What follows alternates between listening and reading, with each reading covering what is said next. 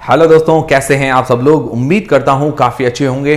तो दोस्तों, जो ग्लोबल सरफेस का आईपीओ है उसमें अप्लाई करने के लिए आज दूसरा दिन था और कल की तारीख में इस आईपीओ में अप्लाई करने के लिए आखिरी दिन है और 13 मार्च से लेकर 15 मार्च के बीच में ये आईपीओ ओपन रहेगा। तो क्या इस आईपीओ में अप्लाई करना चाहिए या नहीं करना चाहिए, इस पर हमारा फाइनल डिसीजन क्या है वो हम जानेंगे इस वीडियो के अंदर। और उसके अलावा दोस्तों हम ये भी जानेंगे कि इसका टोटल सब्सक्रिप्शन कितना मिला है 2 दिन के अंदर और इसका ग्रे मार्केट का प्रीमियम कितना चल रहा है। इससे हमें लेटेस्ट जो डिमांड चल रही है उसका पता चल पाएगा। उससे पहले दोस्तों, जो डिविजी टॉर्क ट्रांसफर का आईपीओ है उसकी आज लिस्टिंग थी। 590 रुपए के अंदर ये आईपीओ जो है हमें अलॉट हुआ था और हाईएस्ट ये गया है 620 रुपए पर और अभी 605 रुपए के आसपास ये बंद हुआ है, मतलब क्लोज हुआ है 605 रुपए के आसपास। तो लोगों को जो लिस्टिंग गेन्स मिला है 30 रुपए पर शेयर, मतलब करीब करीब 750 रुपए पर लॉट हमें फायदा देखने को मिला है। करीबन 5% जैसा लिस्टिंग गेन्स हुआ है आज की तारीख में, जो कि देखा जाए तो ठीक है, क्योंकि उम्मीद थी कि जैसी कंपनी की रेपुटेशन है तो लिस्टिंग लॉस नहीं होना चाहिए, मतलब डिस्काउंट लिस्टिंग नहीं होनी चाहिए। तो वैसा ही हमें देखने को मिला। जैसा ग्रे मार्केट का प्रीमियम जिस हिसाब से चल रहा था उस हिसाब से उससे थोड़ा बेहतर ही हमें इसकी लिस्टिंग देखने को मिली है डिविजी टॉर्क ट्रांसफर की। अब दोस्तों बात करें ग्लोबल सरफेस के आईपीओ की, उससे पहले दोस्तों अगर आप चैनल पर नए हैं तो चैनल को सब्सक्राइब कर लीजिए, बेल आइकन पर दबा के रख लीजिए और बेल आइकन पर दबाने के बावजूद नोटिफिकेशन नहीं मिलते हैं तो टेलीग्राम चैनल को ज्वाइन कर लीजिए। और उसके अलावा फ्री में डीमैट अकाउंट खुलवाना है आपके फैमिली मेंबर का, तो उसकी भी लिंक आपको डिस्क्रिप्शन के अंदर मिल जाएगी। तो दोस्तों बात करें ग्लोबल सरफेस के आईपीओ की, तो उसमें अप्लाई करने के लिए आज दूसरा दिन था। तो उसका जो ग्रे मार्केट का प्रीमियम है पहले 40 से 45 रुपए पर शेयर चल रहा था, मतलब 30% के आसपास इसका ग्रे मार्केट का प्रीमियम चल रहा था। और अभी यूएस वाला जो हुआ है सिलिकॉन वैली बैंक, उसके बाद यूएस का मार्केट भी क्रैश हुआ है, इंडिया के मार्केट पर भी इफेक्ट पड़ा है, जिसके कारण क्या कि इसकी डिमांड थोड़ी सी घट गई है। मतलब स्टॉक मार्केट के अंदर दबाव है, स्टॉक मार्केट जो है गिरा हुआ है, जिसके कारण क्या कि इसका भी ग्रे मार्केट के अंदर जो डिमांड है वो भी कम हो गई है। 40 रुपए से सीधा आ गई है 14 से 15 रुपए के आसपास इसका ग्रे मार्केट का प्रीमियम आज की तारीख में बता रहा है। अगर 15 रुपए भी मान के चलते हैं तो 100 शेयर का ये लॉट है, तो करीबन 1500 रुपए जैसा हमें एक लॉट पर आज की तारीख में फायदा बता रहा है। परसेंटेज वाइज अगर देखें तो 10% जैसा ग्रे मार्केट का प्रीमियम है, जो कि देखा जाए तो अप्लाई करने के लिए अभी रिस्की है। मतलब मैं तो मिनिमम 20% होता है तो अप्लाई करने के लिए सेफ लगता है मुझे, मतलब 20% तो होना ही चाहिए, क्योंकि बाद में क्या होता है कि मार्केट ऊपर नीचे होता है तो उस कंडीशन में क्या है कि 20% के हिसाब से अगर मान लेते हैं थोड़ा कम भी हो जाता है तो 10% तक भी मिल जाएगा। अगर 10% जैसा ही होता है तो बाद में हो सकता है डिस्काउंट लिस्टिंग भी हमें देखने को मिले। तो अभी सेफ नहीं है अप्लाई करने के लिए, मतलब लिस्टिंग मिल भी सकता है और नहीं भी मिल सकता है। और हालांकि ये जो आईपीओ है T2T सेगमेंट के अंदर रखा गया है, मतलब जिसके अंदर 5% का सर्किट लगेगा। 5% का अपर सर्किट भी लग सकता है, 5% का लोअर सर्किट भी लग सकता है। अगर डिमांड अच्छी रही तो अपर सर्किट लग सकता है, डिमांड कम रही तो लोअर सर्किट भी लग सकता है। तो ओवरऑल देखा जाए तो डिमांड ठीक है। मतलब जब मार्केट क्रैश नहीं हुआ था, जब अमेरिका वाला जो सिलिकॉन वैली बैंक वाला कुछ लफड़ा नहीं था, तब तक तो इसकी डिमांड ठीक चल रही थी, 30% के आसपास थी। पर जैसे ही ये लफड़ा हुआ है उसके बाद डिमांड थोड़ी सी घट गई है। फिर बात करें इसको टोटल 2 दिन के अंदर जो सब्सक्रिप्शन मिला है, टोटल इसका इश्यू साइज है 154 करोड़ रुपए के आसपास का। तो टोटल 2 दिन के अंदर जो सब्सक्रिप्शन है 1.10 गुना, मतलब टोटल ये ओवर सब्सक्राइब हो चुका है। हालांकि 150 करोड़ रुपए के आसपास का इश्यू साइज है, तो सब्सक्रिप्शन देखा जाए तो कम है।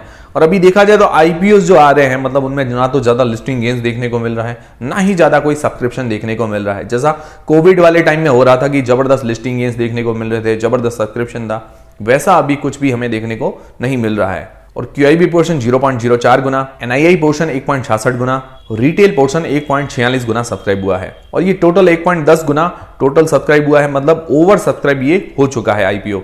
और बाकी कल की तारीख में इसका सब्सक्रिप्शन जो है और ज्यादा हमें देखने को मिल सकता है क्यूआईबी से, उसके अलावा एनआईआई से थोड़ा बहुत और ज्यादा सब्सक्रिप्शन हमें देखने को मिल सकता है। अब दोस्तों बात करें कि लॉन्ग टर्म के हिसाब से इस आईपीओ में अप्लाई करना चाहिए या नहीं करना चाहिए।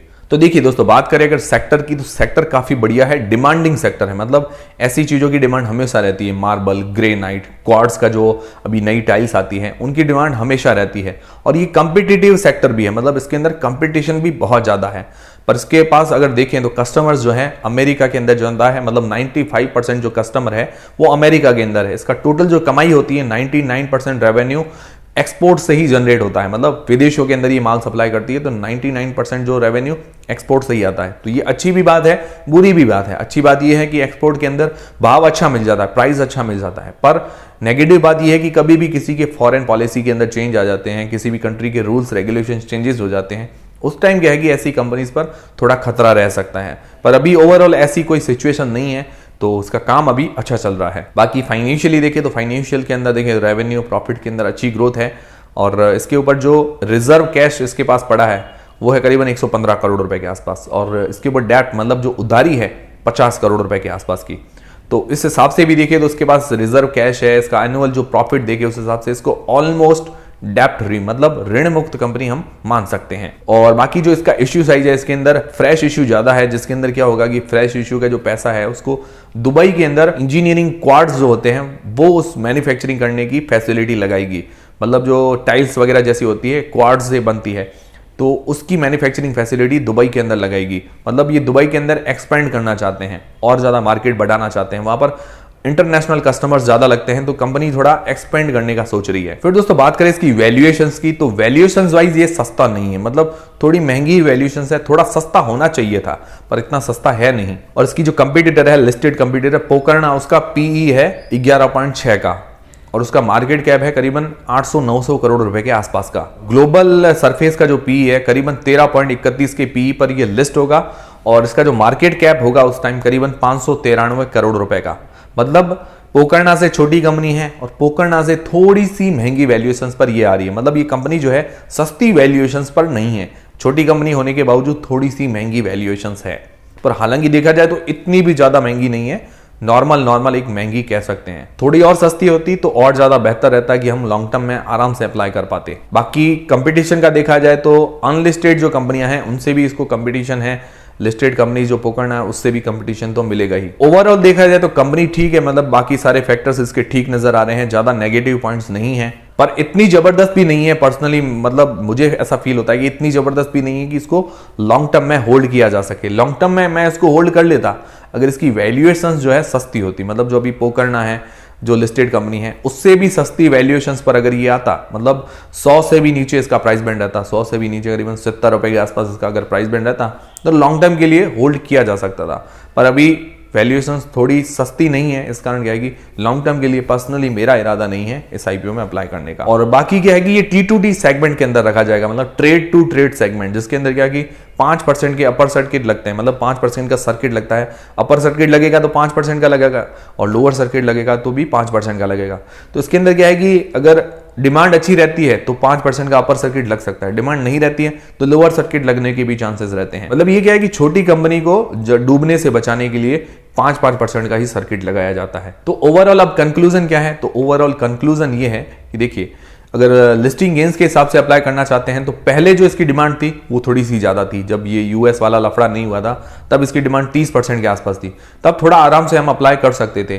पर अभी जो डिमांड घटी है, मतलब जो ये सिलिकॉन वैली बैंक वाला लफड़ा हुआ है, बाकी मार्केट पर भी अभी दबाव चल रहा है, जिसके कारण क्या है कि इसकी डिमांड थोड़ी सी घटी है, तो अभी अप्लाई करने के लिए थोड़ा रिस्की है। मैं मिनिमम 20% मानता हूं, तो इसके अंदर लिस्टिंग मिल भी सकता है, नहीं भी मिल सकता है, मतलब ये आपकी रिस्क वाली बात है। और T2T सेगमेंट है तो अपर सर्किट भी लग सकता है, लोअर सर्किट भी लग सकता है, मतलब डिमांड के ऊपर है। बाकी लॉन्ग टर्म के हिसाब से बात करें तो मैंने सारी चीजें क्लियर कर दी। सेक्टर अच्छा है, कंपटीशन भी है, पर फाइनेंशियल इसके अच्छे हैं, कंपनी और ज्यादा ग्रोथ करने वाली है क्योंकि दुबई के अंदर भी अपनी मैन्युफैक्चरिंग फैसिलिटी लगाने वाली है। तो कुछ पॉइंट्स अच्छे हैं इसके, और वैल्यूएशन वाइज देखे तो सस्ती नहीं है, मतलब इतनी ज्यादा महंगी भी नहीं कह सकते पर सस्ती भी नहीं है। तो ये सारी चीजें आप ध्यान में रख के उसके बाद अप्लाई करने का सोचिएगा। मतलब लॉन्ग टर्म के लिए तो पर्सनली मुझे इतनी ज्यादा अच्छी नहीं नजर आ रही, पर लिस्टिंग गेन्स के हिसाब से देखे तो 50-50 चांसेस है, मतलब मिल भी सकता है, नहीं भी मिल सकता है। अगर मार्केट कंडीशन अच्छी रही, ग्रे मार्केट का अभी सुधर गया तो मिल भी सकता है, मतलब 50-50 सिचुएशन अभी चल रही, क्योंकि मार्केट की कंडीशन ही अभी ऐसी है। तो कोई भी डिसीजन लें तो ये सारे पॉइंट्स आप सोच के उसके बाद आप डिसीजन लें। अब देखिए दोस्तों, जो आईपीओ का अब ऐसा टाइम है कि जो पहले लिस्टिंग गेन्स मिलता था 50%, 60% या डबल हो जाते थे, अभी ऐसा टाइम नहीं है। 10 से 20% मिलना भी अभी थोड़ा मुश्किल हो गया है। तो ये सारी चीजें सोच के उसके बाद डिसीजन लें, और कोई भी डिसीजन लें तो अपनी रिस्क और अपना एनालिसिस लगा के लें। उम्मीद करता हूं सारी चीजें क्लियर हुई होगी आपके। क्लियर हुई है तो वीडियो को एक लाइक जरूर कीजिए, चैनल को सब्सक्राइब कर लीजिए। ऐसे और भी जानकारी रिलेटेड वीडियोस हमारे चैनल पर आपको मिलते रहेंगे, और टेलीग्राम, इंस्टाग्राम और फ्री में डीमेट अकाउंट सबकी लिंक आपको डिस्क्रिप्शन के अंदर मिल जाएगी। मिलते हैं दोस्तों अगले वीडियो के अंदर।